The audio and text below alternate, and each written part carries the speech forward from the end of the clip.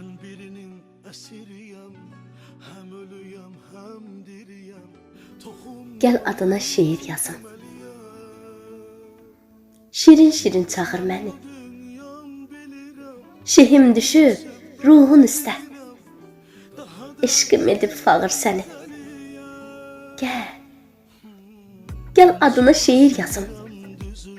Zənnin, şübhən yoxa çıxsın. Ümidlərdən çələng hörüb, xəyalların yola çıxsın. Gel adına şiir yazım. Səbam əssin ruhun üstə. Sevdanın min çaları var. Mənim könlüm sənə xəstə. Gel adına şiir yazım. Qəlbim məndən inciməsin. Çiçəklənsin sevda mülkü. Baharımız ləngiməsin. Gel adına şiir yazım. Mələklərin qanadında.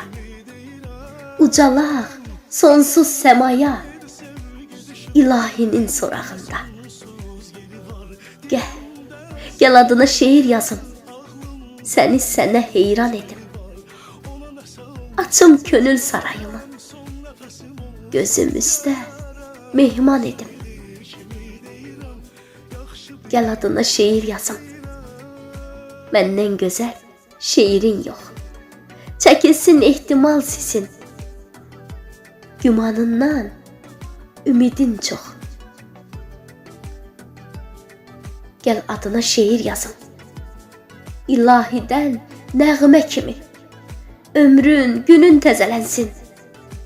Yanağımda qəmzə kimi. Gel sənə bir şiir yazım.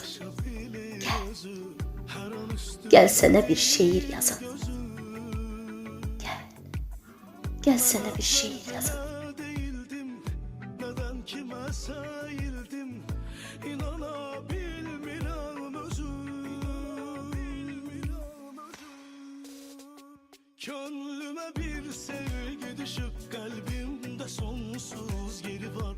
Dilimde ezberdi adı, aklımda yalnız biri var. Ona nese olsa